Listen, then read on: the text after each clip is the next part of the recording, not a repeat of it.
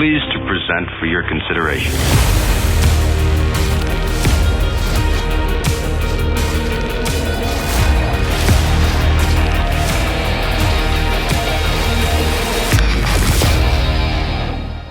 What's up, everyone? Welcome to the Japperbox Podcast, episode 34. I'm one of your hosts, Andy Bon, and with me are the Icy Blues of the Desert, the former devil himself, Mr. Daniel Singleton. What's going on, Dan? Hey, how's everyone doing today? If you're joining in for the very first time, then you should know that this show is about the two of us as we ramble on through pop culture topics, such as, but not limited to, games, movies, shows, and pretty much whatever else we want to jabber about. You can get the show over on youtube.com or your favorite podcast service by searching Dandy Digital or Jabberbox and hitting that subscribe button. If you like what you hear and want to be part of the show, head on over to patreon.com/dandydigital. Now let's get into it. Dan? Yes, sir. Dan. Ooh, Andy. You know, I was worried that this week was going to be kind of a slow week, which tends to happen, right? Especially with summer coming up and this and that, but there's a lot. Not a lot. There's a good amount. So I'm excited about this show. I'm excited that we get to talk about some stuff. I'm excited that you're my friend. I appreciate you. So let's first and foremost get into the nitty gritty of the cookies. Oh, yes. Yes. So, crumble. Yep. So we had crumble cookies again this week, as we tend to do. This week's, it was all cereal based this week. Yeah, so it was a cereal theme. Yeah. So we had cornflake marshmallow, cereal milk featuring Fruity Pebbles, chocolate featuring Reese's Puffs, and cinnamon featuring Cinnamon Toast Crunch. Now, before we get into it, I want to apologize that the trash guys are running a little bit late, so we may hear them drive by my window. So the trash guys are on our side. So what did you think? So this week's cookies were a mixed bag for me. Yes. So up to this point, the worst cookie I had tried yet was the cereal milk featuring Fruity Pebbles. Really? I want to say it was the first or second week that we started doing this. They had that cookie. And well, they had a cookie like it. Oh no, it was the same name. They had a different one.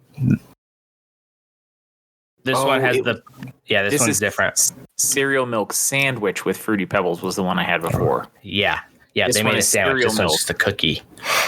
Okay, so this is much better than the sandwich. Okay. The sandwich one is still a 0 out of 5. It is the only cookie I actually anti-recommend. Like, I tell people do not get that one, but that's the sandwich version. So the regular cookie version I actually had at a low 4 out of 5. Okay. The fruit flavor came through real nice. It wasn't an overpowering, but it wasn't a subtle flavor, that fruit flavor. So I kind of like that. And it, like I said, it was much better than the other version that was the sandwich version. I think my only complaint about it was that there was nothing on top to hold the Fruity Pebbles there. So it just kind of seemed like a fucking mess. So it was a mess in the box, taking it home and then having it it was a crumbly cookie for sure.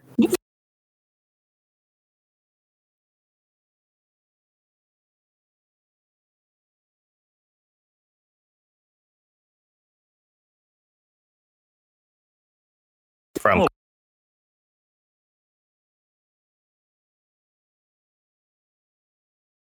crumble cookie that we had this week, but I would say that one's my 4 out of 4 for me. But it wasn't bad. I like the fruitiness to it. That was nice. I think I found that I like Fruity Pebbles when it's not on cookies. Oh, hey. Andy, hello? Yeah. Yes, okay, sir. There you are. Did you mute yourself there for a second? Nope. Oh, that was weird. Couldn't hear you. You dropped off mid-sentence there. Likewise. Oh, fun. Good. Technical problems this week. All right. All right. So just in the case that it didn't pick up any of the recording, I will say cereal. I like the Fruity Pebble. on there. I don't like Fruity Pebbles in actual milk, right? In the actual cereal form in a bowl. But it was nice to have it on the cookie, even though it was a mess. But because we're recording this a day early than normal, I didn't have a chance to put them on an actual ranking list. So I'm just going to be basing it off of the week's cookies. Oh, that's fair. I was able to get them into my overall list, but I just tried them a couple hours ago, so they are fresh on the mind and the tongue. Fuck yeah. Cool, man. So what was the number with your next one? So the next one, let's talk about the cornflake marshmallow. So I actually had that one today. I feel like it might be better when you have it the day of, but because I kind of tossed it in the microwave to nuke it because I knew it was a warm one. Yep. But it was good. I like it. The texture is something that you have to kind of get used to because it's crunchy, and I was expecting it to be a little softer.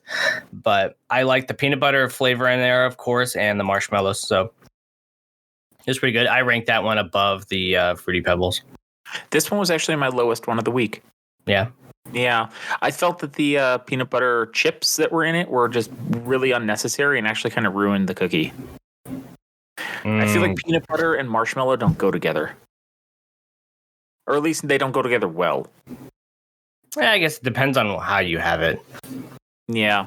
I felt like overall it was a very peanut butter heavy week. Because it kind of leads into the next one, which is the chocolate featuring the Reese's Puffs. Which I'm a fan of. I really like that one. It was good, but there was too much emphasis on the peanut butter and not enough on the chocolate, in my opinion. Fuck that. I love the peanut butter. That one was my number one for the week. Oh. I love peanut butter and chocolate. And especially if it's more peanut butter. I love peanut butter. I love it. Oh, I love peanut butter too. I'm not saying it was bad. I'm just saying that when I think of like a Reese's, I know this is Reese's Puffs, not Reese's Cups or whatever. But I think of a blend of chocolate and peanut butter, not peanut butter with I guess it is on a chocolate cookie, isn't it? It was just question, or is that like your? No, okay. That was just yeah. It was easy to forget that there was chocolate involved with that cookie. Oh, okay. I gotcha. I get what you're saying. Yeah. Okay. I feel like it wasn't balanced. It felt like it was just a peanut butter cookie with chocolate being an afterthought. Gotcha. But I will say that the Puffs gave it a nice like crunch. Which I really like too. It's like a nice peanut butter crunch. A close second was the cinnamon featuring Cinnamon Toast Crunch, which is seriously, it's just a snickerdoodle with delicious cereal on the top. Yeah, and the icing choice was very nice. It wasn't the heavy cream cheese frosting that they usually use. It was just a simple, like powdered sugar and maybe a little bit of milk icing. It wasn't fancy. It wasn't overpowering. It wasn't thick. Mm-hmm. It was just spread on top nicely. And then they put some of the Cinnamon Toast Crunch on it. Which also had that crunch. Which also had a nice crunch, but it needed more. They only put 5 on mine. Weird. They only put 5 pieces. Like it was ours, like, really? That's it? Yeah, ours looked like the picture on the website. Yeah, not mine.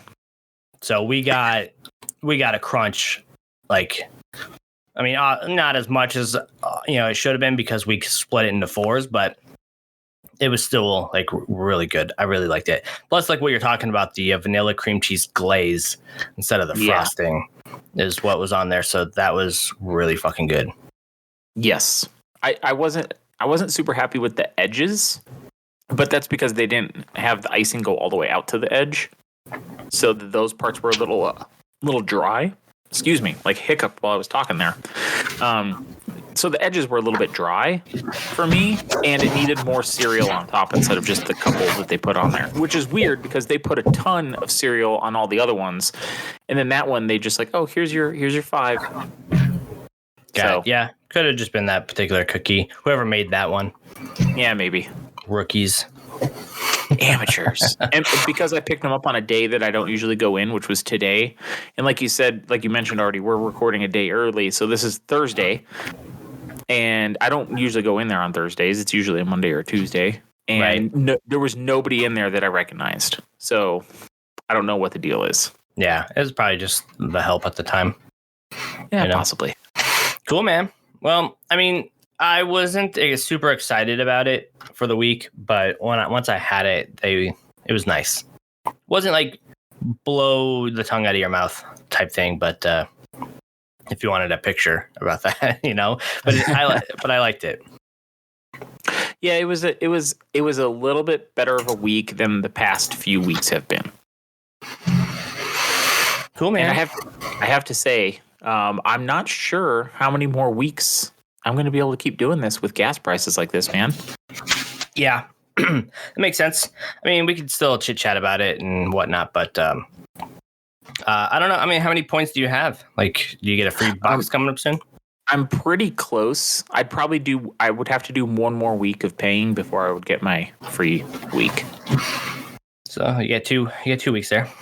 Yeah, I'm almost there. But because I did the math earlier this week, because out by us, the price of gas went up like 71 cents in 36 hours.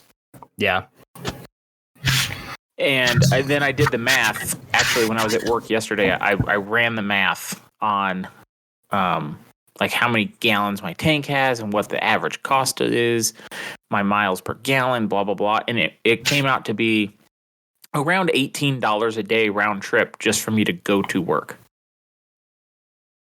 Yeah, that's going to be rough. Yeah, that's like $100 a week just to go to and from work. That doesn't include like getting stuck in traffic, which happens all the time because, the freeway's under construction.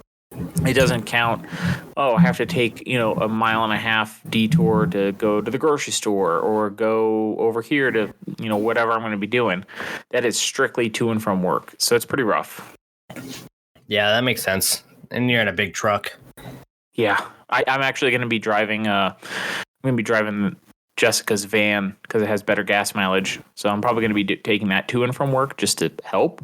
Yeah. But it's not, it doesn't triple my range by any means. Yeah. Like I don't drive a whole lot because I work from home, but I wanted to top off my car before I got super crazy, and it's already at $4.99 a gallon right here. So it was like $40 to just do half a tank, which put me full, so yeah, I can only imagine what it's like. And I drive a Honda Civic, you know what I mean? So like I don't have a crazy big tank and whatnot, but like that much money, say 3 months ago or whatever, would have filled me up completely. Now it's like half a tank. Yeah, the day before it really went nuts, I had half a tank I needed to fill up. And it had already gone up a little bit, but not the 71 cents or anything crazy. And half a tank was $76 for me. Yeah, so that's crazy. Jeez, man. Yeah, it's frustrating. And I'm sick of people being like, well, our pain is their loss. And it's just like, no, there's no reason for this. Right. There's not any real reason, but here we are. Time to get a Tesla, man. Who the hell can afford it? Who has $40,000 to $80,000 to just, I'm just going to go buy a new car? Nah. They have a really nice electric truck out now. It's the Ford F-150 Lightning. All electric. It looks awesome. It's just coming out this year.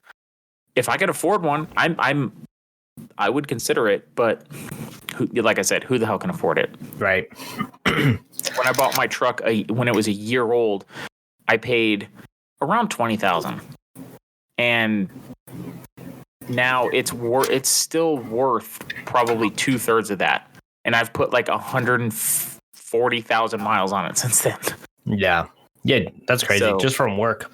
Or mostly from work, Right. But yeah, my point is it hasn't really depreciated as much as most vehicles. And really the past year with the used car market has kept the value of that vehicle up pretty good. Yeah. Cool, man. I mean, yeah, I can sell it and then go to try to buy something else. But you're just buying back into the craziness, so you don't really avoid it. Yeah. Well, yeah. Well, I guess we'll just go week by week. See. Sounds good. See what it all says. But Yes, sir. What else has been new? What's been going on? Oh, well, I mean, not much. Just the usual stuff, man. I mean, world events. Everybody pretty much is caught up on that, I think, at this point. Yeah.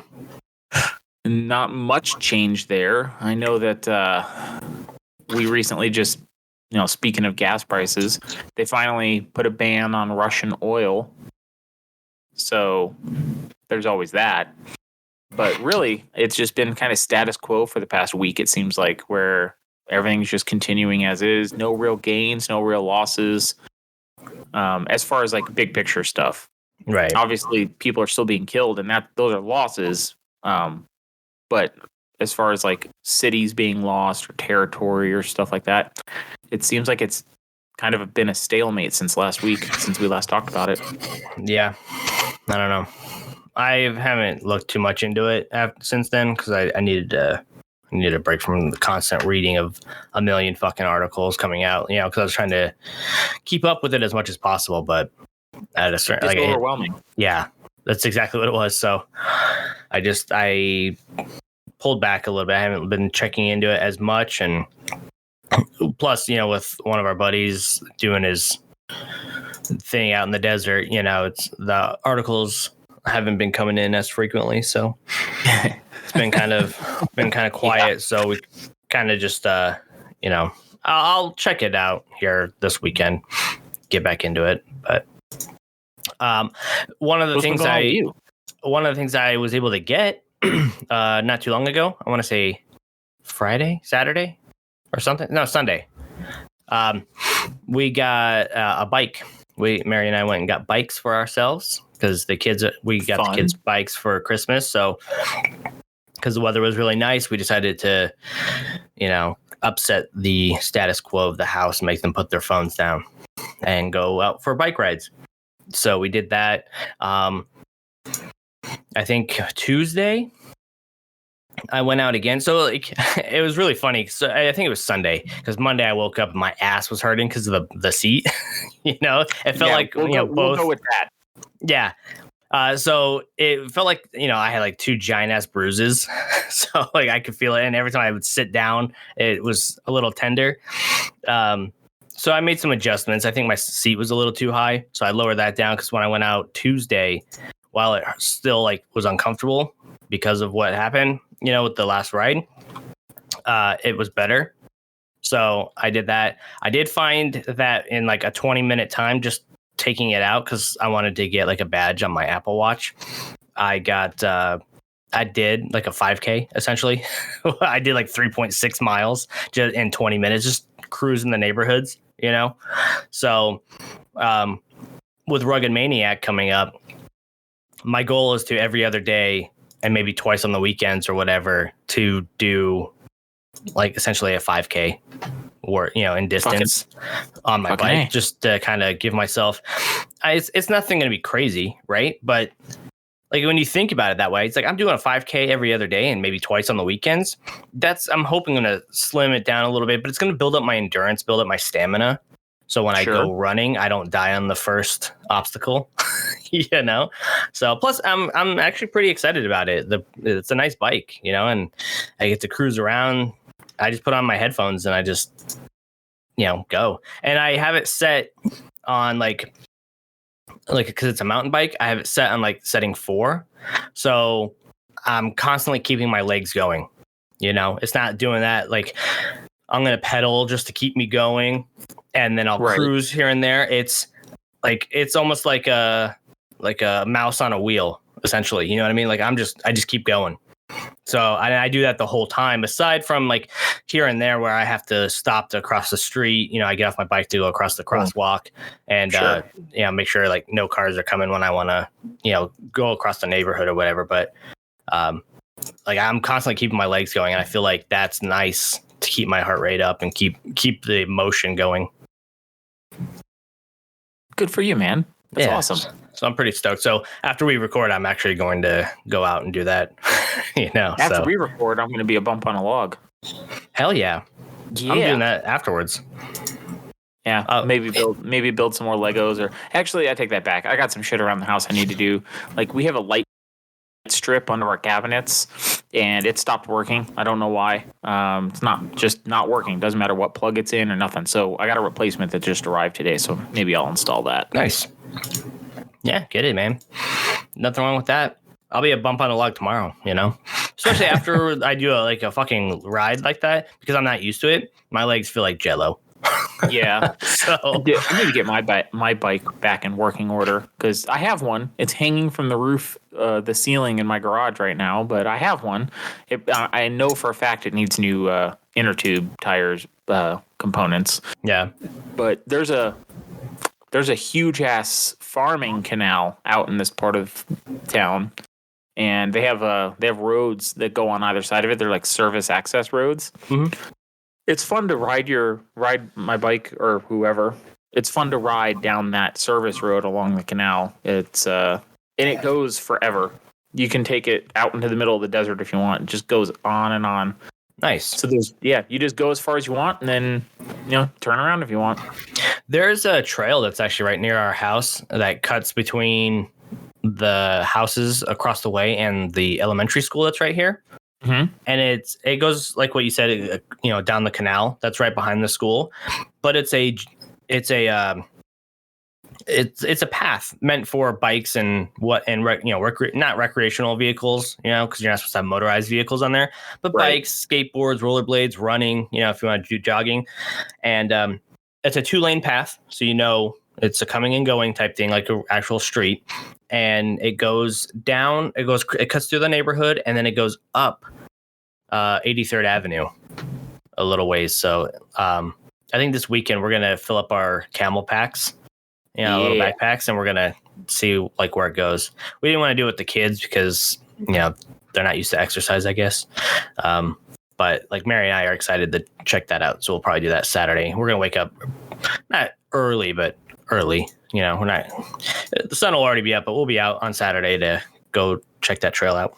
You're not trying to hike to the top of a mountain to see the sunrise. You're gonna, wake up, do your thing, get on your bike, then maybe head out. Yeah, we'll probably do it 7:30, 8 in the morning or something like that. Just go. You're not, like I said, you're not trying to be somewhere to watch the sunrise. Nah, the sun can do its own thing. You can do your own thing. Exactly. So I'm excited about it. I'm pretty stoked. I can't actually wait to do it this afternoon. I'm all ready to go. As soon as this is done, I'm going to put the headset down and jump on the bike. Awesome, man. So that's pretty much what's been new for, life stuff.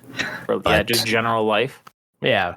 I'm already looking at things for the bike for upgrades. Can I get a better seat cushion that actually has more padding, to be a lot more comfortable? Should I get we have a camel pack, but I don't want to wear that all the time. So should I get the little water bottle holder that goes there, shit like that, so I'm okay, what can I do? What can I do with this? I want one of those big ass helmets, and the bodysuit that those races do, and I want to just fucking cruise downhill real quick. You want to be one of those guys, as long as you don't go down Bell Road on a bike and be that guy.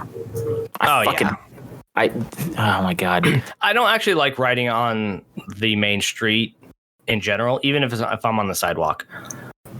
Yeah, I just. Generally speaking, I can't stand cyclists. The ones that it's my road too. It's yeah, I understand, but you're going 12 miles an hour, you fuck. Yeah. It's on a major road. Tom Segura made a perfect joke about that shit, man. If I'll have to find it and send it to you, but he makes fun. I was you don't fucking see me. It's man, it's if I accidentally tap you, that's involuntary manslaughter. So watch the attitude. you know. So it is funny. I do get it. But I'm not one of those types of guys. I'm just I just want to go cruising on my bike on the side, and you leave me alone, I'll leave you alone. I understand you're much bigger and harder, than I am. So if you want to make a turn, you're going to make the turn. I get it. Yeah, pretty much. So, but cool, man. Awesome. Yeah, that's what I'm going to do. And then after that, I'm going to play some games. But, Dan. Yes, sir. What have you been playing? You got that PUBG, right? You're still on that PUBG? You know, you're I think I'm going it? to be on. I think I'm going to be on PUBG frequently for a while. Like I said, I'm getting consistently better. I haven't plateaued on the improvement yet. I'm assuming it's coming before I have to grind for a while before it increases again. But I have a regular group I play with, so we're still learning how to mesh well, but we're still getting consistently like top 10, top 8. So now, do they do any updates for this game? They do seasons. So like what all entails with the seasons? Well, with the seasons they reset all your stats per season. And you can go back and look at previous seasons, your stats for everything, but they reset all of that. New things hit their store, new events become available for you to participate in, and they do that at the beginning of the season and variously throughout the season. They'll add events, limited time stuff, where you can earn points, and then you can take those points and you can apply them to buy, a new shirt for your costume or whatever. So. That's kind of sprinkled in throughout the season. Do they have different locales, or is it just the same island? No, there's various maps, and they do change those between seasons. So, okay. Yeah, so like this season, one map dropped off, and they put a map that's been previously used. It's not brand new, but it wasn't available last season. It wasn't in the rotation, and now it is. So they do vary it a bit. Let me think. There's the OG map, Erangel. That's always there. Miramar, the desert map. The small desert map is the one that they brought back. They got rid of the snow map, and then there's a jungle map. And I have such a hard time remembering the names of the actual names of those maps. But if anybody listening plays PUBG, they'll know what I'm talking about when I say, big desert, little desert map, that kind of stuff. So they do change it up. Gotcha. Okay. Well, that's cool. Cool, man. What else have you been playing? Other than that, I had the opportunity this past week to try out the Kirby Forgotten Land demo. Ooh, yeah. What'd you think? I had fun. I am still having a hard time playing on the Switch because they basically rotated the button scheme from Xbox 90 degrees. Yeah. So Xbox rotated theirs 90 degrees. That has been the setup since SNES. I'm just saying. Yeah, well, either way, I probably have way more hours on Xbox at this point than I do any Nintendo platform. So yeah. What I'm used to is not the same as what it is on the Switch, and so it fucks me up when I'm trying to do things. And it's a little frustrating. Yeah, I can see that. They might have button mapping when the game comes out, but what did you think of overall? It was fun. I don't know if it's my thing, but the kids really enjoyed watching over my shoulder as I played it. Yeah. Yeah. Do you guys play it on the TV, or do you just do it on handheld? I was just doing it on the handheld because somebody else was watching something on the TV. And so the kids just sat with me and watched me play. And they were really enjoying when I became a car or when I became a vending machine. They thought that was pretty funny. So it was fun. I just don't know if it's my thing per se. Yeah. Well, I mean, it might be a thing too if the kids are really into it, or it's something to share into. But I had a chance to play it. I really liked it. It's a Kirby game, so I kind of had an idea of what it was going to be like, but it did have some Mario vibes to it as far as the 3D Mario World type games. Yes. So I liked it. I liked being able to go around and try to locate some of the secrets that they had for blooming 5 red tulips, or finding the stars or getting enough stars or something like that. So I really like the trailer or the demo. I wanted to actually go through the demo on harder mode because they give you two options, like easy mode or normal mode or whatever it's called, and then a harder mode, which gives you more stars, but the enemies are harder. And I wanted to try that out, but I didn't get around to jumping back into that one as of yet. So that's still on my to try list. Nice. But yeah, other than that, I haven't been really playing too much other than, the usual suspect kind of stuff. Yeah. What about you? What have you been playing other than Kirby, like you said? Yeah, so I tried out Kirby. I've been playing. I'm going back and forth. I'm doing Triangle Strategy and Xenoblade Chronicles, which actually, like today, I got the second one in the mail. It's getting harder to find, and I wanted a physical copy of it, so I went on eBay and picked up a copy. It was like $20 more, but I can't find it in stores, and it was a sealed copy, so it works out for me. It's one of those things where it's like you pay a premium, So because it was this one's so hard to get, even though it didn't come out that long ago, when the third one comes out, like I already have it pre-ordered, so I'm getting that day one just to make sure I have the physical copy of it when I'm ready. Okay. So I'm halfway through Xenoblade Chronicles. For Triangle Strategy, I am still really enjoying it. I'm almost halfway through that game as well. Some of the chapters are like Chapter 8 Part 1 and Chapter 8 Part 2 and Chapter 8 Part 3. So that's where I'm at. I'm at Chapter 8 Part 3. Depending on my decisions and what I decide to do in the game, it could end at Chapter 19. But if I do everything right, which I'm not sure if I'm doing, it can be extended to Chapter 21. So it's not too much. So I would say I'm about halfway, depending on how you look at it. But I'm still really liking it. I like the tactics version of, I love tactics games. They're a lot of fun for me. And I like the idea that in between the tactics, right, on the map, you have like red exclamation points. And that essentially tells you this is the story.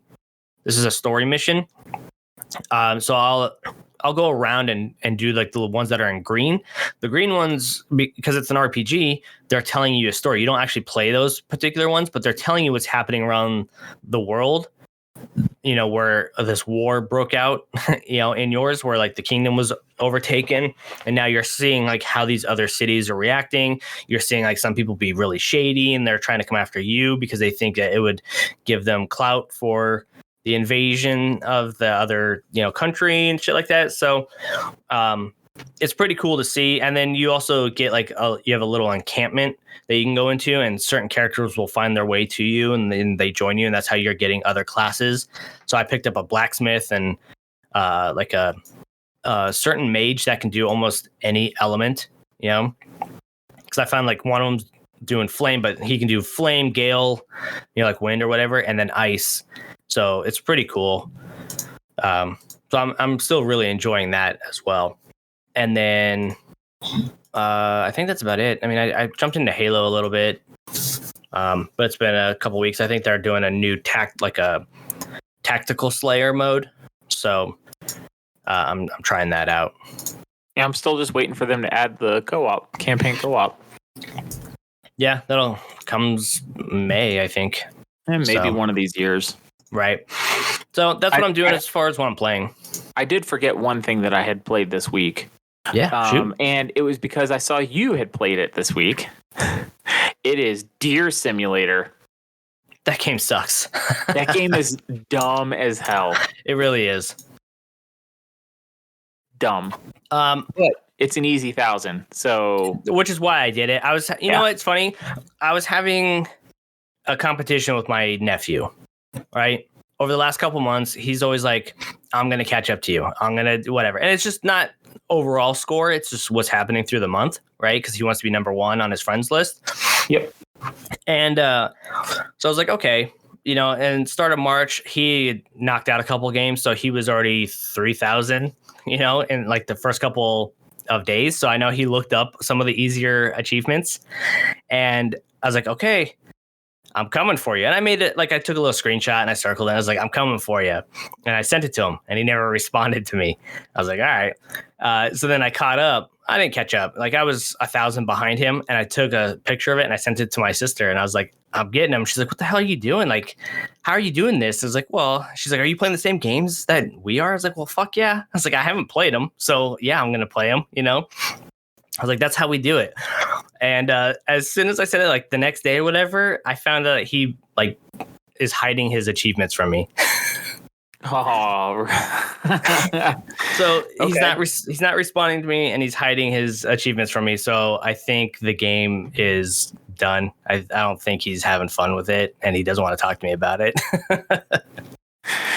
Good. Teach him that life is rough and he won't always win. Right? It's not like I was being a dick about it. It was like all in good fun, like whatever. But I was like, maybe then, like, I don't know. Maybe that he's just not that type of person that I can be that kind of gamer type with. So, which is fine. I just sent you on your phone. I just sent you a text message with a picture. It is, and you're on it too, actually.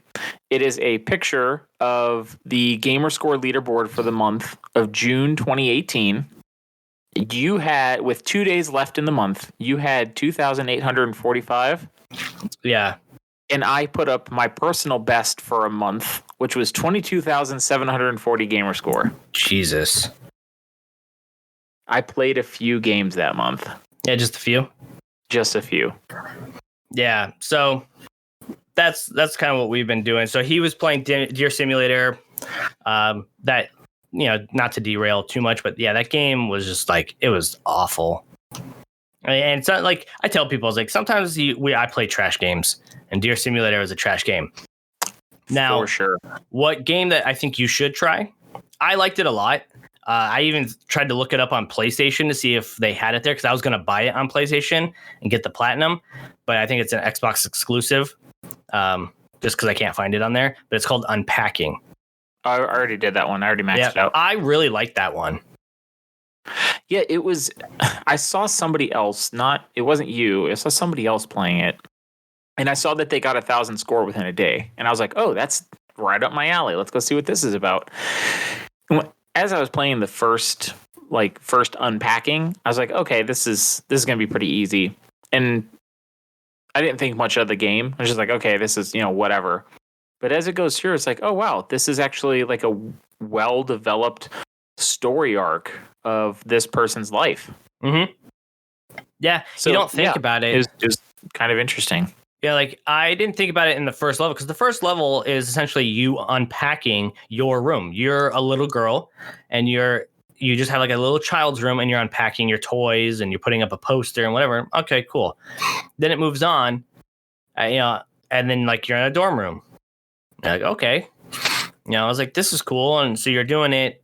It wasn't until, because in the first one, I noticed that they had a Game Boy. Yeah. Or a Game Boy type game, or, console, like a little handheld. And I was like, oh, cool.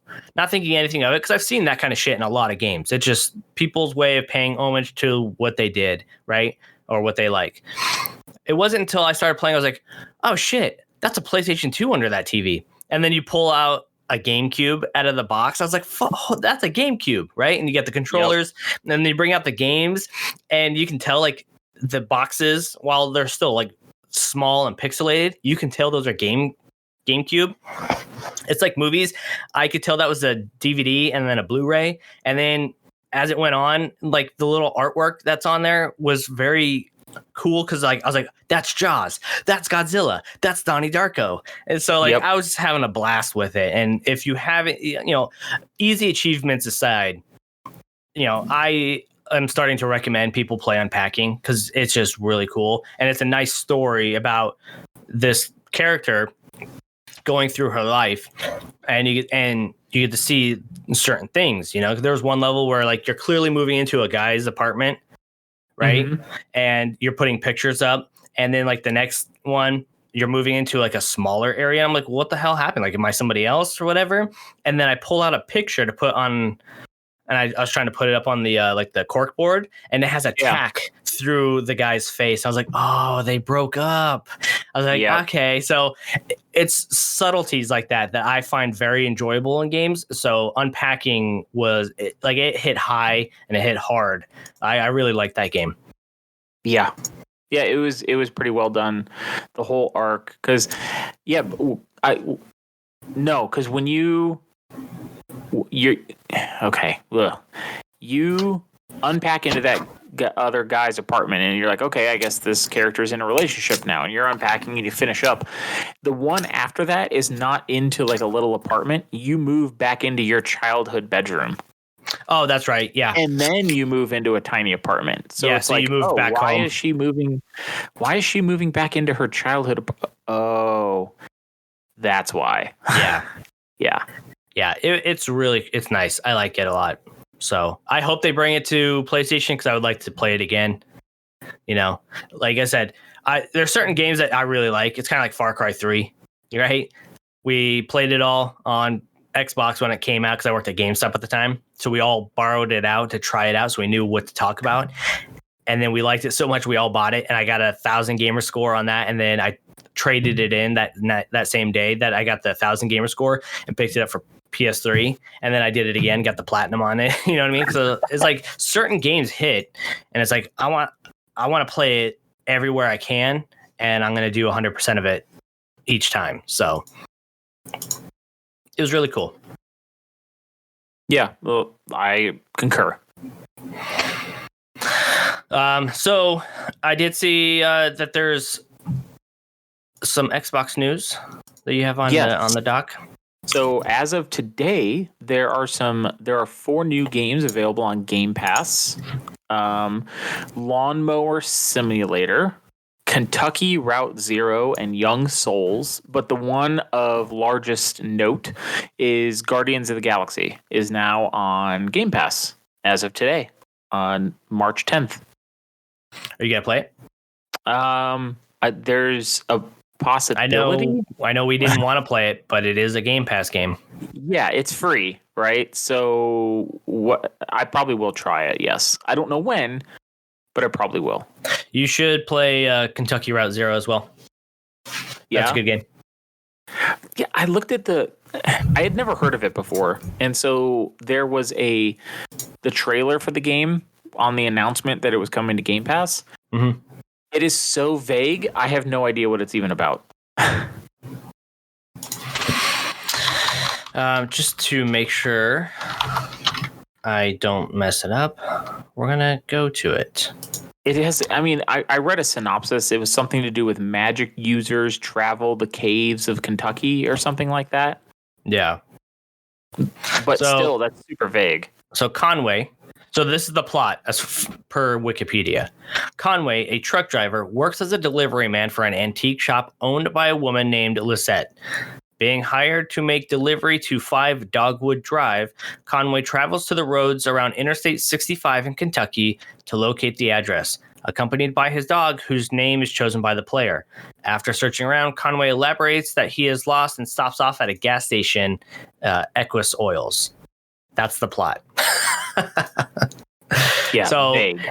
Yeah, it's very story based, obviously. But yeah, I think you might like to give it a run. Yeah, we'll see. And Young Souls, I had never heard of that either. Yeah. But those are, and lawn mowing simulator is exactly what it sounds like. It's not like Goat Simulator or Deer Simulator. Lawn mowing simulator is it's like Bus Simulator or Farming Simulator or any of those actual simulation games. Yeah, people are digging it, which is funny because like no pun the intended. irony is that there's probably people out there that are like, man, I love this game, and they have like 4-foot high grass in their backyard. Yeah. Yeah, well, I thought about trying that out too, but we'll see. Well, it's on Game Pass, so now's your chance. Yep, now is my chance. But what's going on with PlayStation? So yesterday, PlayStation had a State of Play that they kind of surprise dropped on everybody the day before.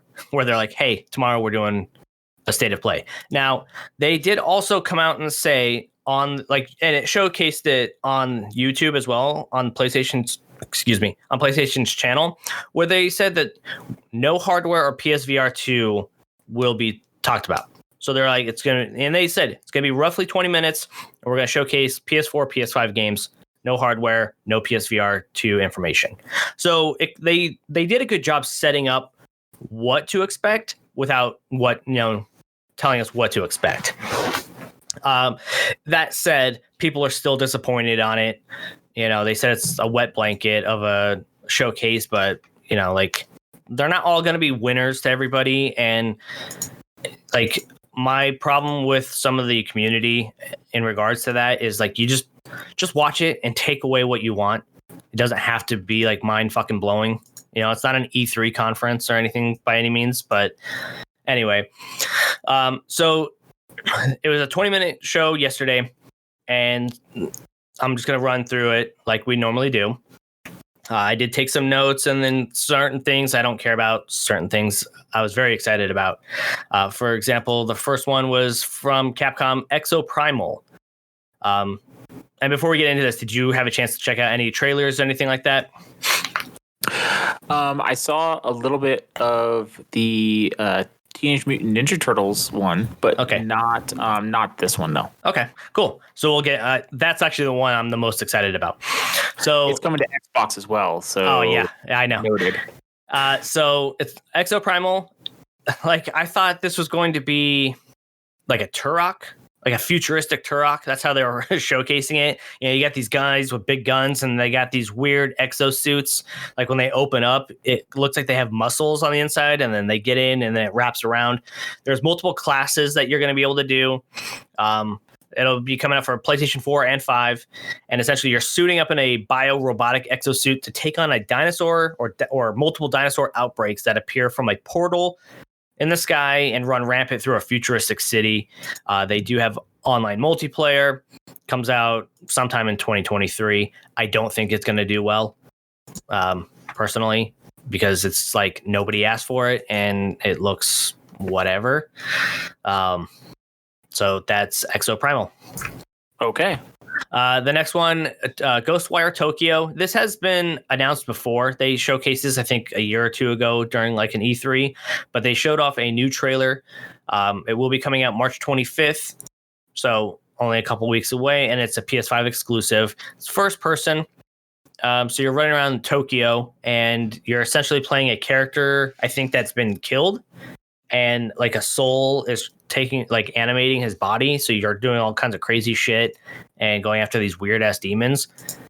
I don't know if I'll try it, but if that's your cup of tea, cool.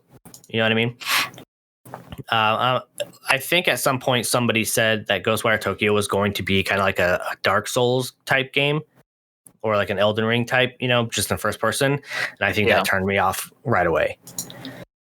Then they showcased more another trailer for Strangers of Paradise Final Fantasy Origin.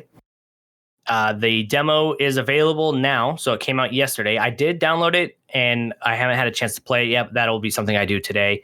That'll be coming out March 15th.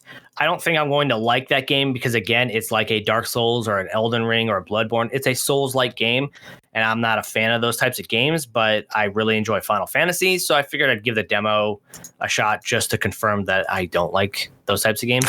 So nothing against the game itself, or, again, like Ghostwire Tokyo. I just know me. You know what I mean? I know I'm not going to like it. So it's like Elden Ring. Everybody's losing their shit over Elden Ring. That's just, it's not for me. And I'm not going to spend my money or time doing something that I know that I'm not going to get into, Right. So, they then showcased Forspoken. This was delayed from May 5th to October 11th to give the team more time to do, polishing and yada yada, but they did give us a gameplay trailer, which will be a PS5 exclusive. This game actually looked like it had my interest when they first showcased it, and then at the same time, it also looked like a PS2, PS3 type game. As far as that weird haze that they put in games, like that gray fog, almost. But they showcased the trailer, and it looked better, in this trailer than it did on their announcement, their initial gameplay trailer. So if they need more time to make it look better and make it run better, I'm all for it. Obviously, I don't mind delayed games. You know what I mean? But it's obviously noticeable that they're improving it. So, which will be cool. Another one that they came out with again, Gundam Evolution. It'll be a PS4, PS5 game coming out in late 2022. It's a first-person shooter multiplayer that has 3 competitive modes: point capture, domination, and destruction. It was announced before, so this isn't like the first time we saw Gundam Evolution, but this is the first time that they said, hey, we're bringing it to the West, so it's not a Japan exclusive.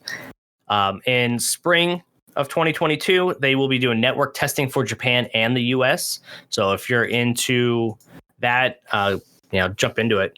It looks like it's a lot of models based on the early Gundam, but if I know Gundam in any way, they will probably do expansions and add-on characters so you can get the newer models from the different series. I'm going to skip the next one because I do want to talk about that one, which is the Turtles one. They showcased Giga Bash, which is a top-down kaiju brawler. Not my cup of tea, really, so I'll skip that. JoJo's Bizarre Adventure All-Star Battle R, which is a fighting game coming out early fall 2022. It will have 50 playable characters, which is always pretty cool, especially for people who are into fighting games or really into any games where they give you like all these fucking characters to choose from, as opposed to maybe like 12 or anything like that. 50 is a pretty sizable chunk for characters, so if you're into that, go ahead and jump in on that one. This one kind of had me kind of interested. I need to know more about it or see it. It's called Trek to Yomi. It looks like a 2.5D samurai side scroller. It's going to be all done in black and white. You're fighting undead / spirits. It comes out in spring for PS4 and PS5. I don't know. It looks a little janky from the revealed trailer. That's why I kind of want to see more information on it. But if it's coming out in spring, I mean, that's only a couple months. So we'll see if they can tighten that up a little bit. Next up was Returnal. So Returnal's been out for a while. That's actually one of the games that I did pick up when the PS5 first came out. It was one of the earlier titles because I liked the concept and it looked pretty and the controls were actually really good. But it's meant to kill you. It is a Souls-like game. That's how I can confirm that I just don't like Souls-like games, I can't even beat the first boss in this game. So I won't get this, but they're doing a co-op update called Returnal Ascension. Essentially, you're playing the same character as your partner. If you're not familiar with the game, Dan, so Returnal is you're playing as this woman, this astronaut who crash landed on a planet, and she keeps finding these bodies laying around this planet, and she finds out that it's her.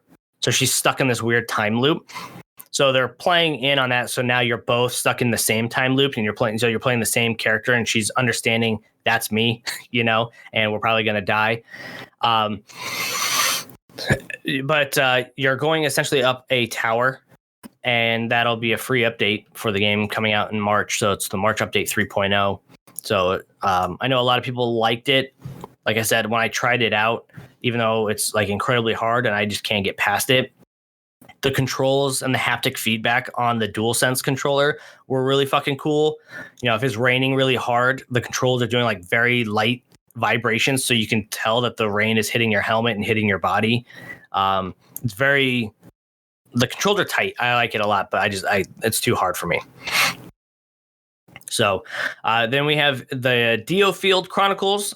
So somebody at Square Enix got a super boner on tactics games because we just came out with Triangle Strategy. We're coming out with, Diofield Chronicle. I think they had like 6 other tactics games that are in the works. So I'm very excited about it, even though it looks kind of weird. So it's all fully 3D. It doesn't look like they're completely rendered, so I don't know if that's the style they're going for or if it's still like a prototype, even though it's supposed to be coming out later this year. So So the 3D cutscenes were kind of off-putting, but I like the 3D models of the battle grid. Remember seeing Beetlejuice? Yeah. So that model of the town that he had, so it kind of looks like that. Like it looks like you guys are playing on a model of like these cities, but it's, I don't know. It looks neat as far as like the battle grid goes. Okay. And you can do summons. In the trailer, they showed like a Bahamut type summon that came out of the sky and then just dropped a fireball on your enemies. So I'm interested. We'll see how it goes. Fall is, while it's still this year, it's ways out, and we have a lot more information coming. And then they showcased Valkyrie Elysium, which is a PS4, PS5 game that takes place in the Valkyrie series, even though, but it is going to be a standalone game, so it doesn't really connect to the other Valkyrie games that came out for PS1 and I think PS2. So looked okay. But anyway, going back up, Teenage Mutant Ninja Turtles, the Cowabunga Collection. That was released, and I am fucking stoked on this. You said you saw the trailer. Yeah. Are you going to get it for PlayStation or Xbox? I'll get it for both. Because Mary's going to want to play it, and her brother's going to want to play it, and they're on PlayStation. And I know you're going to want to play it. You're on Xbox. So it's going to be one of those things I get it on both. But it's going to have 13 games, man. So the trailer showcased that it was captured on the PS5. Obviously, PlayStation Plus and Xbox, game or whatever whatever the fucking online service is that they want to call it. Whether you need it's like live game. Yeah, exactly. It's whatever. You need online for both PlayStation and Xbox. It's going to have 13 games. Now, I was excited about it when they showcased it, right? Because when they showcased the trailer, it showed off a couple of them. Tournament Fighters, which was on the SNES. Turtles, the arcade game, which I'm like, okay, which arcade game? Because I've played it in the arcade game. I've beaten the arcade when it was on Xbox Live, right? That version is the arcade game. What I wanted was Ninja Turtles 2, the arcade game, that they brought over to the NES. Because it has like 20 fucking levels in it as opposed to 9 levels, right? Yeah. So I wanted that. Then they showcased like the Manhattan Project and Turtles in Time. So IGN actually was able to confirm it.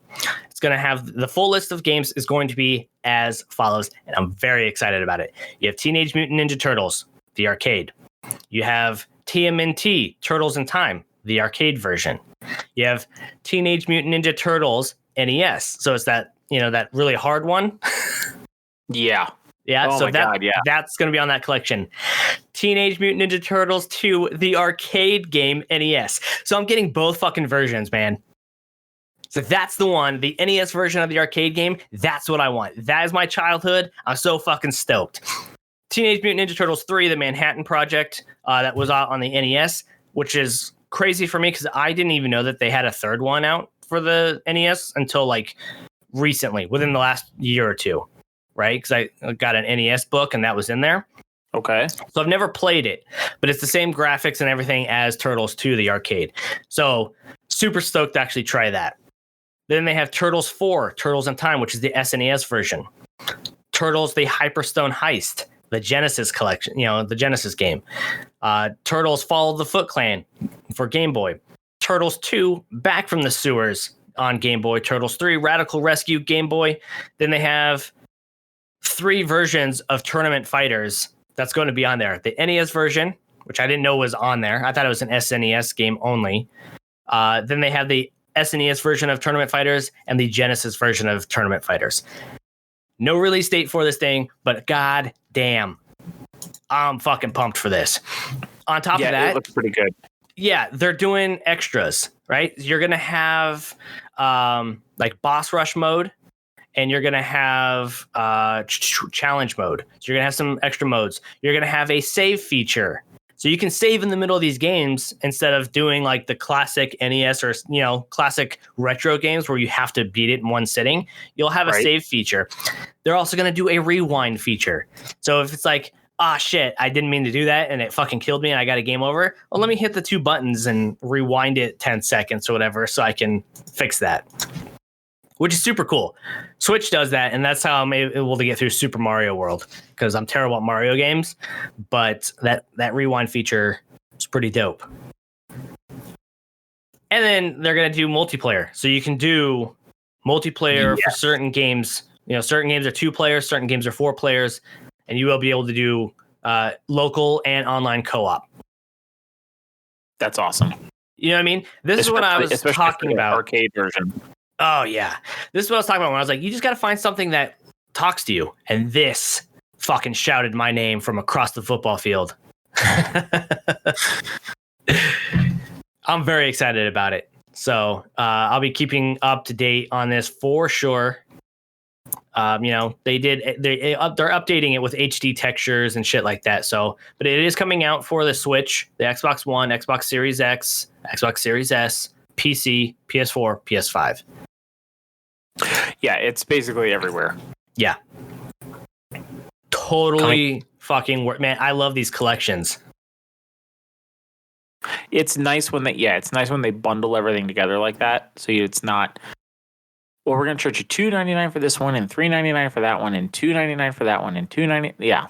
Yeah, which is fine. I wouldn't mind doing that either, as long as I get to play it. That's my main gripe. You know what I mean? Which is funny because I mean I'm still looking for a good HDMI, you know, like a component to HDMI, so we could plug our NES game in. Because I bought Turtles 2 the arcade on eBay. I don't know. I want to say the start of this year, late last year, you know? So I bought it so I could show, because Mary's never played it. So, and then here we are. Yeah, because she's only played the first one. I was like, the second one and the arcade version. But I was like, the second one on the NES is my favorite one, you know?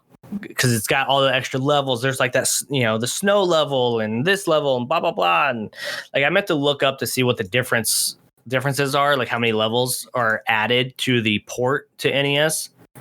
You know what I mean? So I remember when we played on Xbox, I was like, what the fuck, man? Like, we're done already? You know, like, I was like, what happened with this level and this level? I was like, we missed like 3 levels in between the last 2 levels, you know? So I'm super fucking stoked for it, you know? But no release date. No release date yet. I'm assuming it's going to be out holiday. That's probably a good bet, or maybe a little before, but yes. Yeah. But man, this game is what made that PlayStation State of Play like totally worth watching. Like I said, some of it was cool. Not all of it's for me. This game was, and I'm fucking pumped for it. Goddamn. Woo. Hot diggity damn. Hot damn. Yeah, so anyway, so that was the PlayStation State of Play for March 9th, 2022. So they do have the full video on YouTube, and IGN has it broken down, you know, with little excerpts for each one. So you can check those out. Check out those trailers if anything sounded interesting or mildly interesting with my rambling.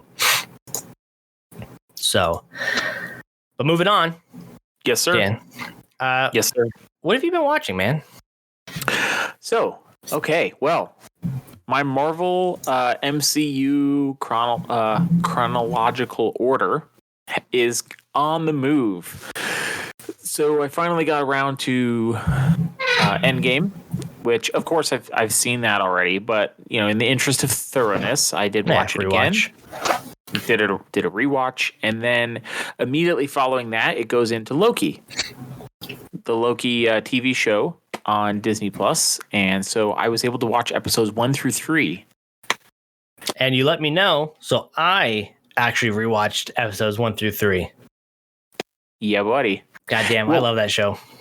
I added a little bit of personal flair while I watched it too, and I built my Lego Mjolnir, Thor's hammer Lego set while I was watching episodes 1 through 3. Okay. So yeah, it was a lot of fun. Actually, so what you think? That Lego set's pretty cool, by the way. Nice. I liked it a lot, actually, so far. I lost a little bit of interest in the 3rd episode, like with the conflict he's having with his, I guess, female version of himself. Right. I liked where it was going with the timekeeper group and Owen Wilson's character. I do like Owen Wilson in there. I like the chemistry that Tom Hiddleston and Owen Wilson had with those two, between themselves. Yes, it is clear that they work well as those characters together. Yeah. And the unraveling of the mystery of like who the hell these people are has been nice. And it's interesting to see how it's unfolding. So I do like it so far. I'm not as invested in the Loki to Loki conflict as I think the show wants me to be. Like I don't really care. I don't really care about that part. But it doesn't. It's not a deal breaker. So I do like it so far. Yeah, I really liked. So in episode 1, it picks up during Endgame. Yep. He was able to steal the Tesseract. He went back, so obviously spoilers for people who haven't watched Loki yet. We're going to talk about Loki because it's been a minute. Yeah, it's been out for a little while. So he grabs the Tesseract. He goes back in time, or not goes back in time. He kind of just like jumps and he lands in a desert where the Timekeeper Association, I forget their name and I just watched it, but they show up and they essentially capture Loki. They arrest him, take him to the time variant, area. And I really what I really liked about the first episode. And so, going throughout the rest of the episodes, Loki is going to he's trying to find himself in a much shorter time than the original Loki did in the movies. Yeah. Because he gets to see everything that happens. So as far as where what happened with Loki, he's the Loki after Avengers, right? After the first Avengers movie. So he didn't do any of the other shit that that went afterwards. So he didn't do Thor Dark World. He didn't do Ragnarok. He didn't do all this other shit, but he has to see it because it did happen. So I like that conflict. I've always actually liked that conflict in a lot of heroes or not heroes, I guess just characters where they struggle with themselves because they feel like they have to be one thing and they act like a certain way. But, you could tell that they don't necessarily want to be that way. He talks about how he doesn't like his mom or Asgard and yada, yada. But when he sees her die in his memories or in that timeline, and then he sees Thor sitting there from Ragnarok saying I thought we were going to fight side by side forever. He clearly he wants that. He just doesn't know how to accept that. Right. So yeah, I like it. One of my favorite parts, I think, was in episode 2 when he found out that the variant Loki that they're hunting is hiding out in Nexus moments, and they go to Pompeii. Oh, yes. That scene, man, it is one of my favorites, if not my favorite, the entire fucking show. Because I just loved how he was so excited, and then he just started talking about how everyone's going to die, and lets the animals out, go, be free. he's in his element. He's causing chaos. He's causing mischief, but he's also proving a point. I'm right. This is what's happening. It was so fucking funny. There was something he said in that when he convinced him to travel there to see if it works. He was like, I don't remember what exactly he said, but it was something along the lines of, do you know there's only one thing I like more than power, and that's being right. Yeah. Yep. So yep. Yeah, it was really cool. I really like it. Episode 3. So I know you said that you lost some interest. I still liked it. I mean, overall, this is my favorite Marvel show, right? So now I don't want to overhype it because you're in it. You know what I mean? So I'm still really stoked. I liked some of the subtle things that they did, some of the smaller scenes that they did, especially in episode 3. When the two Loki, I forget her name. Shit. So it's Loki and his counterpart. What's her name? It's gonna drive me crazy now. I want to say Evie, but it's not. Yeah, I don't even remember. That's how much I think of her as female Loki. Right. And Sylvie. Sylvie. Yeah, she was like, "Oh, don't call me Loki. That's not my name. That's not who I am anymore." It's like, okay. So when Loki and Sylvie are together and they're talking shit on the planet that's like crumbling beneath them, with the moon falling on top and all that, and then they get shot by the lady in the house, and it's just they have good banter, and there's certain moments that I really like with those two characters, and that's one of them. It's like scenes like that where they're trying to one up each other. But the train scene was really cool. I like that, like his singing and his, dancing and stuff like that. And I did see at the time, and I don't know if you saw it, if you were paying attention to it or anything like that, but Tom Hiddleston learned how to sing that song. So it's an actual song. He pronounced every word properly. Like, so he actually had a dialect coach or something like that, like teach him the words so he could say it right, like a Norse song, you know what I mean, to kind of bring more validity to that character, which I thought was super fucking cool. Oh, good. That's thorough. Yeah. So it's it's cool. So like for every episode that you watch, you let me know. I don't want to watch like another like 3 in a day or anything like that. So like as you're watching them, let me know so I can keep up and we can go through them. All right, sounds good. So. But I think we might be halfway through. I think there's only 6 episodes. There's only 6? Yeah, 6 or 7. Okay. I think so. Yeah, after this is the What If series. Okay. So it goes Loki. It's weird that they're putting What If there. Yeah, it's just in there. Like, it doesn't really, I don't think is going to really matter MCU timeline wise where that falls. Yeah.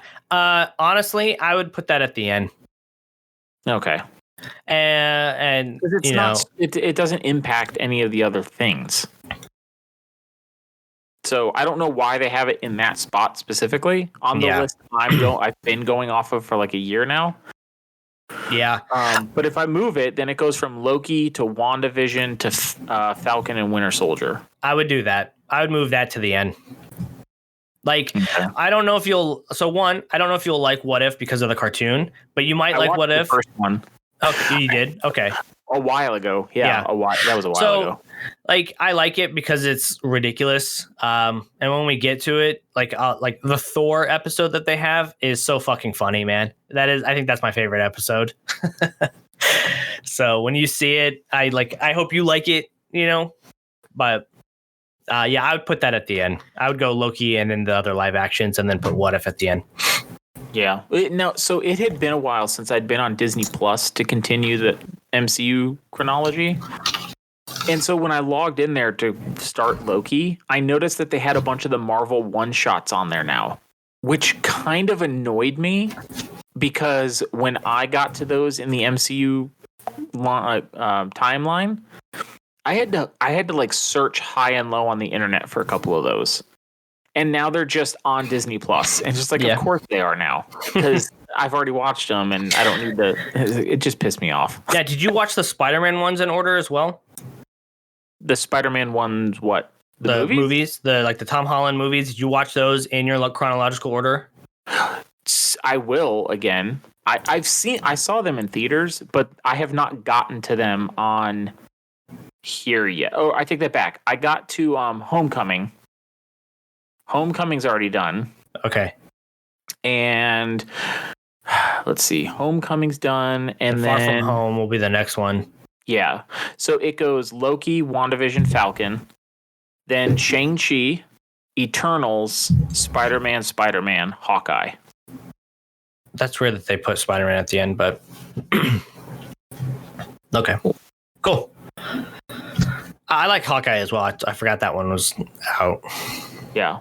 So and then from there, once I catch up to wherever this list is, when I get to the end of it, I'm just starting with that, and then as things come out, I'll just keep up with it. Yeah, cool. Which is a journey, man. So kudos to you. It was something. I'm not there yet. Yeah, but you're close. Like these episodes, these shows that are coming out, like they're short. You know what I mean? Like not short in time. They're about 45 minutes per episode, but they're like 6 episodes. Right. 7, 8 episodes or something like that. You know what I mean? So you're close. You're closer now than you've ever been. Like you did all of Agents of Shield, or you know what I mean? Yeah. So, I did. and those, while they're only a half hour, they're like 20 episodes a season. So Yeah. like it's nice where it's like, oh, well, you've already watched 3 episodes of Loki. There's 3 left. You know what I mean? And then Loki's done, and then now you're on to the next one. So, for WandaVision, you might like the first 3 episodes, but I know a lot of people really did. They really dug it. Yeah, for me, I didn't really click until episode 4. And then I was like, okay, here we go. You know what I mean? So, it definitely, from episode 4 on, it put that interest in seeing like, okay, like what does the future of MCU hold for us? The rest of 2022 is pretty busy for the MCU. Yeah. They have Doctor Strange, they have Thor, Love and Thunder, they have Black Panther, Wakanda Forever, they have Miss Marvel, She-Hulk, Moon Knight, Secret Invasion, and Guardians of the Galaxy Holiday Special. She-Hulk comes out, or not She-Hulk, Moon Knight comes out at the end of the month. Yeah, so that's all in the rest of the year. Yeah. Where that falls in the MCU, yet to be listed, at least on the website I'm looking at. Yeah. Well, at that point, it doesn't matter. Like you'll be watching them as they come out. Pretty close. I don't know if I'll get to the end of this by the end of the month. Hopefully I do, but no, I'm not going to make that commitment. Yeah. Because I don't know. Yeah. I don't know. You might, if you hit like 3 episodes at a time, you'll be done in a couple weeks. Yeah. There's also 4 movies mixed in here. That's true. Shang-Chi, Eternals, Far From Home, and No Way Home. Even though there's a small chance I might skip No Way Home because I just saw it, a couple months ago. That's true. You don't like. I think I don't know if we. What was it? Oh, I mean, we saw the movies. We did all the movies before it came out, but I would. You know what I mean? Okay, so this is what we did when we redid our movie watch. We skipped Black Widow in the chronological order because we just saw it like a month prior to that. Yeah, that makes sense. So I was like, well, we just saw it. We understand where it fits. We don't need to see it again just to stick with the fucking list, So. Especially because it's at the end of the list anyway. Yeah. Yeah, exactly. So, cool, man. Well, I'm excited that you're, finally catching up, It took a while, I know. I'm sorry. That's all right. Now we'll get to it. Like, I'm excited for Moon Knight. That's going to be the next thing for sure.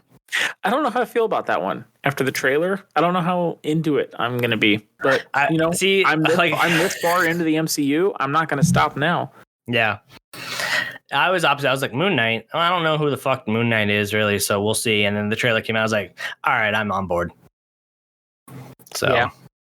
But we'll see about watching it. Well, what about you? What have you been watching? Mythic Quest. I've been watching Mythic Quest. We just finished season 1. Really, I like it a lot. It's funny. So if you have Apple TV, I would recommend it. It's essentially like following game developers, which was done which I think I mentioned this. It was done in conjunction with Ubisoft. So I have a feeling like it has something to do with how they do their thing, Sure. Albeit exaggerated. But it's funny. Like there's a lot of Easter eggs that they put in that show. There's an Assassin's Creed statue that moves around in one of the offices from Assassin's Creed 3, and I really want it. So we did that, but we actually just went and saw Batman, or The Batman. Ooh. So I have not had a chance to go see that yet. I will say I've heard nothing but good things. Yeah, I like it, which is good because, DC kind of fumbles a little bit. Except when it comes to Batman movies. Kind of. So there's a couple things I didn't like about it. It's a 3-hour runtime. I don't understand why they... A little long. Yeah, and you know how, like, Avengers Endgame was 3 hours long? I could eat that shit up every fucking time and not think it's 3 hours long. Oh, for sure. Batman is a movie where it's like, fuck, this is... Like, you feel those 3 hours. Mm. You know what I mean? Like, there was a time where, like, even Mary looked at her watch and we still had a half hour to go. So, It's a little long in the tooth in certain areas. I will say, when I went into the Batman, I was worried. I thought, what's his name? Oh my God. Now it's like totally brain fart on that one. Robert Pattinson? Yes, thank you. I thought Robert Pattinson was going to be a good Bruce Wayne, and I was unsure about him as Batman. I can confirm I don't like his Bruce Wayne, but I really like his Batman. Okay. So, when you see it, it'll make sense. I hope. I don't like his relationship with Alfred. I don't like him, like, whatever. Now, granted, this is only year 2, so he's probably gone through a lot of stuff. You know what I mean? Like, if you pay attention to any of the Batman lore, after a while, when he goes out and does his thing, like with like the League of Assassins and all that, you know what I mean? Right. So like he's come back from there, so he's a deadly hero, right? That much is clear. It's not like the Dark Knight, where he's trying to figure out shit. Is he knows what he's doing, but he's still new, so like his cave isn't as super high tech, you know what I mean? He's working on his Batmobile. He's working on certain things, but he has tech, you know what I mean? Like he has certain gadgets that are super high tech, granted, because it's Wayne Tech, right? Sure. So it's a nice mixture of both, I will say. I do recommend people go see this in Dolby Cinema. Okay. Because that car scene that you see in the trailer, yeah, that is my favorite fucking scene, and that thing shook that theater. Like the explosions. I hate the way the Batmobile looks, for the record, but it sounds so fucking cool. And it's not a spoiler or anything, but like right before the scene starts where they're doing that race, right? Because obviously he's chasing the Penguin, right? He's revving his car up, like he's egging them on, like go. I was like, ooh, this is gonna be fucking good, and it was good. So go see it in Dolby and enjoy. Okay. Worst case scenario is I don't see it till it comes onto a streaming platform. But we have a sound system here that's equipped with Dolby Atmos. So there you go. Crank it up then. Send the kids over to your parents' house for like the night or a couple hours and crank it up. I don't know if I mentioned this last week, but it's kind of funny because I'm not used to having a sound system for the TV. We just kind of recently got it. And so I was upstairs recently, and I got out of the shower, and all I heard was bass. And I was like, wow, that's fucking annoying. My neighbor is being an asshole playing this music really loud. And I was like, well, I can't really say anything. It's not late. It's like late afternoon. And I didn't think anything of it. I was like, well, that's kind of an asshole, right? And I go, whatever. And I go downstairs, and my wife was watching something, and I was just like, oh my God, it wasn't the neighbor playing loud music. It was this sound system. My wife's an asshole. Yeah, right? With all that bass in the afternoon. Yeah. But but you can't hear it outside. It was just going through the walls just right that it sounded like it was coming from outside. Right. Was it at a reasonable level, or was she like watching a movie and had it up a little bit? No, it was at I mean, maybe slightly higher than normal, quote unquote, but it wasn't blasting. Yeah. So, needless to say, I'm pretty happy with the sound system. Thank you, awesome. Amazon. Thank you, Amazon Treasure Truck. Yeah. Yeah, crank that shit up for when the Batman comes out if you don't see it in theater. But okay. But that said, with the theater, like it's made its money back for the theater. It made, I think, opening weekend was 200 something million. Something. Yeah, I don't remember seeing. Yeah, I forget the numbers, but it was significant. Yeah. So that's awesome. And it's like what we said, Uncharted was actually holding out on the first, as the number one movie for the last 2 or 3 weeks and we knew Batman was going to take it. Like that's a no-brainer. It's nothing to say against Uncharted or any of the other movies. We just know that when a superhero movie comes out, especially like Batman, that is going to take it. And it's good. So that's what we watched. Yes, sir. Now, they did, Sony, going back to Sony a little bit, they did announce that they're doing a God of War TV show. Okay. Now, I don't know how I feel about it, based mainly on most video game movies and stuff don't really do well. But and in the case of like last week when we talked about Twisted Metal, we'll see how that goes. God of War's looking to be like it's going to be an Amazon TV show, and Amazon's got the money, and they're doing the Lord of the Rings show. So if that turns out really well, I think God of War has the potential of doing really well.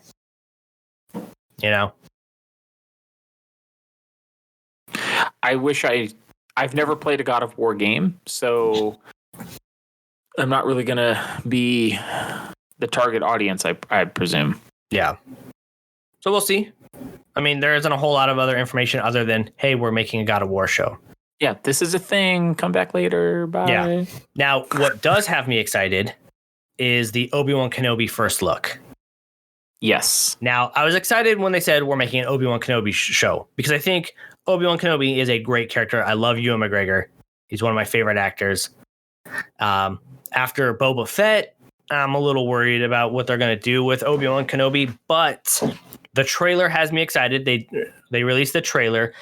Entertainment Weekly showcased a bunch of screenshots, so we get to see what's going to be happening, how Ewan McGregor is going to look as Obi-Wan Kenobi in the show.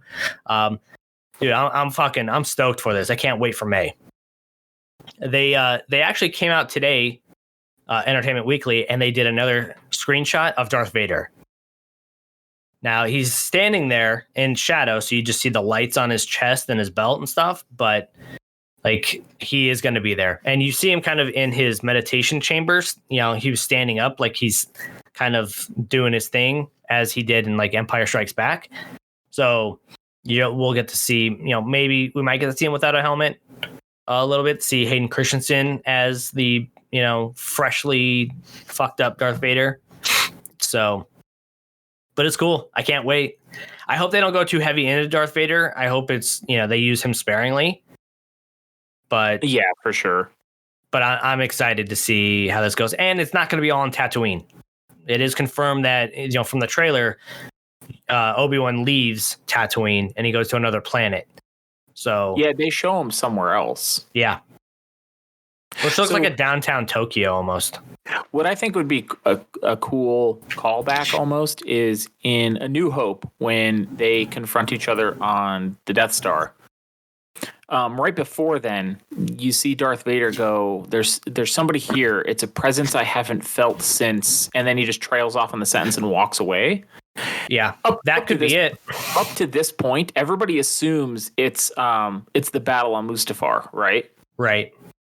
But what if it's an encounter in the show that they incorporate in as, I don't know. It's just a thought I had. No, you're right. That's probably what they'll do. And I bet you that planet is where they fight.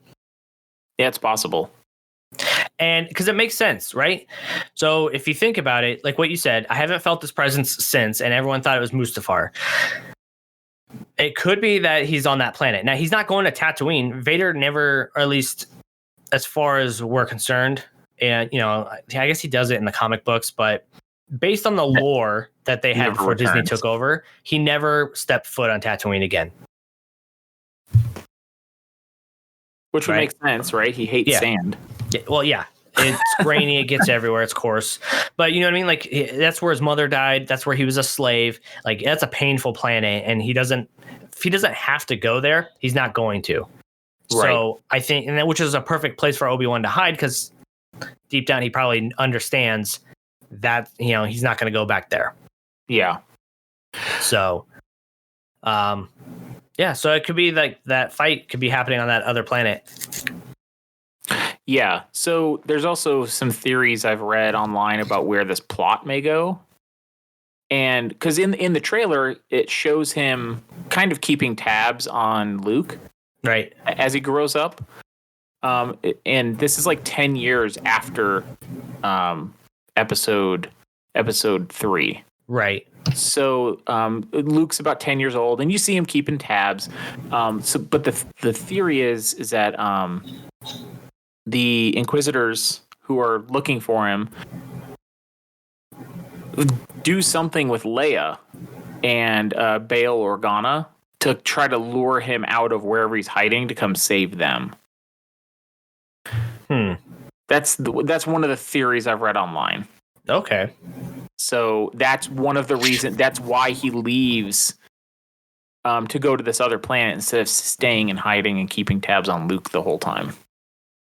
Yeah, I guess we'll find out. I guess so. But yes, and it could be like they're looking for Jedi. So if he, instead of being on Tatooine, he could go somewhere else and make sure that people like Vader can feel him in the Force, not on Tatooine.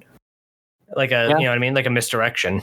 Yeah, possible. Like do something, like catch somebody's attention and then leave. Yeah, I think exactly. Yeah, it's who knows? Yeah, it's like a fox. You know what I mean? They have two entrances to their home, and it's to do that exact thing. So I'm sure it might be something similar to that. But or it could be the thing with Leia as well.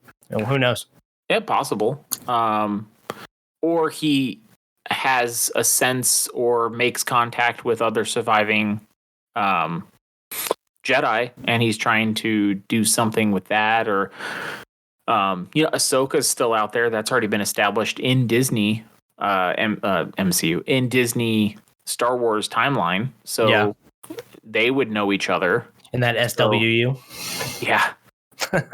So they know each other, and we already know that she's out there somewhere during this time period. So who knows? I mean, there's a lot of different directions they could take it. Yeah. Yeah, man. I'm excited. Good. So I look forward to it for sure. But anyway, let's go into the last segment, man. Let's get this going so we can get on, so I can get my bike ride on. All right, let's do it. What's the last segment again? It's that Q&A with DNA, man. Q&A with DNA. All right. Yeah. All right, man. You want me to go first? Oh, let's do it. All right, Dan. What is the most beautiful drive you've taken? Ooh. Now, I'm thinking for of those who don't know, Dan is a driver. He loves to drive. I do. Well, when gas prices are reasonable, yes. Right. But yes, I would rather, if I have the time, I would rather drive where I'm going than fly. Assuming you can. Like, if I'm not going to drive to Europe if I ever go on a European vacation, right? So, but if it's in the United States, I prefer to drive. What's the most beautiful drive I would have to say that is probably in 2012. Jessica, this was before we were married. We went up to Colorado so I could meet her extended family, and we went off interstate. And we drove through like Cortez and Durango and the western slope of the Rockies. And that was amazing. It was really beautiful. There was places you could pull over and have these like scenic overlooks. Just incredible. I would say probably southwest Colorado, going all the way up into the Denver area. Like that whole drive is just awesome. And it's remote and you're driving through a lot of small mountain towns, but it was very nice, very calming. We would, 1 second you'd be driving through nice sunshine, then you'd go through like an afternoon sprinkle, and then you'd come out the other side and the sun is setting, and it's just really nice. Nice. Yeah. Yeah. Oh yeah. I think that's probably the winner for me. There's probably places out there that are better, but I haven't seen it. Right.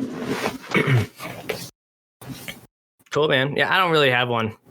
I hate driving. I mean, if I have to pick one, it's anywhere north Arizona that we've been to, where I think going to the Grand Canyon, the tall trees, once you get closer to that, the I don't know, the caribou or elk or whatever, when they're like actively crossing the street and eating the grass and the medians of the roads, so you have to like stop and try to get around them. I like that kind of stuff. So I think that would have to be the prettiest. Sedona, Cottonwood, and Jerome during certain times of the year are really nice as well. Okay. Yeah, I think the only time I've been up to Jerome, it rained on the way there and back. So, that's beautiful for me. But there it was fine. But the drive itself, there was some rain, but I liked it. The view, if you get up there on a clear day, the distance that you're able to see this is not an exaggeration. Once you're up in Jerome on a clear day, you can see like halfway across the state, and you can see the Mogollon Rim. That's cool. It's crazy how far away you can see. Yeah, I think we've been up to Sholo, and there's a little path, like a hike that you can do. We've done, and we can see the forest. And I think it's a solid 10 miles that we can see, from like where the viewpoint is, which is really pretty, but that's not a drive. Yeah. Yeah, like I said, I think it's the southwest Colorado. Once you kind of leave the Four Corners immediate area, because that's still kind of desert, high desert, flat area, you start getting away from that, and then you hit the really nice areas. Nice, cool, man. Yeah. What you got for me? All right, sir. If you needed to change your name to anything you'd like, what would you choose? Shit, I don't know. Like, am I hiding from people? Am I going to witness protection program? That could be the premise, sure. It just says if you needed to change your name, what would you choose? I don't know. It's kind of an odd question. It really is. I don't know. I mean, I use names when I don't want people to know my name. Like when I'm in a public setting and I'm meeting people, like at a party or something, and I don't really give a shit about ever seeing you again, I won't tell you my actual name. Oh, I do the same thing. So it's Stephen Robertson is my name. And it's Stephen with a PH, right? So it's like Stephen Robinson, but it's Stephen Robinson. Okay. So, and I said it, and I've corrected people because I've done it at restaurants too. Well, like I'll watch them write it down, like, oh, it's Stephen. So I'm like that guy or whatever, but that's the name. That's my alias. That's my I don't know, that drunk name. It's like a buddy of ours. His name is Ahmad, right? So, where he's like, my name's Ahmad. Like, what is it? Music's playing related. It's like, Ahmad. It's like, what? Jim. I was like, oh, all right, Jim. So like, he's Jim when he's out, so it's kind of like that. Yeah. My personal favorite is, especially if somebody's drunk and I want to fuck with them. I'll tell them my name's like Greg. Right. And then later on, when they call me Greg, I'll be like, no, it's Craig. You're like, oh, I'm so sorry, man. And then later on, when they call me Craig, I'm like, why do you keep calling me Craig? I told you the first time it's Greg.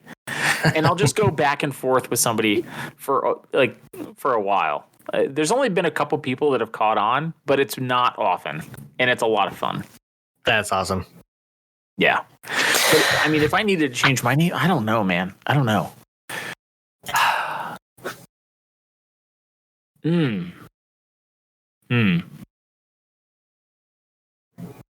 Yep. Tecumseh. No, I don't know. I honestly have no idea. It'd be Greg or Craig. Well, yeah, but then it's harder to screw with people because then you actually have one of those names. It's not screwing with someone, right? Yeah. Then it's not as much fun. I don't know. All right, well, maybe something really off the wall. So when your name gets called at you're waiting for a table at a restaurant and somebody comes out and goes, "Oh, John," and like 3 people respond and nobody knows which one they're talking about. So you could just be like, Engelbert. Oh yeah, that's definitely me. If there's another Engelbert here, I'll be fucking shocked. Right. Like a name like that where it's you're not the only person with that name in the world, but the chances of meeting somebody else with that name pretty goddamn low. Hubert, it's Hubert. Yeah. It's Umberto, not Humberto. Thanks. Yeah. All right, guys. Well, that is episode 34. Thank you so much for joining us. And don't forget that we post each and every week about whatever it is we want to talk about. If you like that, please join us over on patreon.com/dandydigital, where you can write in and be part of the show and get the episodes early. If you have no bucks to toss our way, that's just dandy with us. Please find us and subscribe to us. Give us a rating. Those 5 stars really help us out, and it will spread the word to help us grow this into something bigger and better. Greg, it's been a pleasure. I'm sorry, Greg. It's Craig. Oh, shit. Well, until next time, take care. Have a good one, everyone.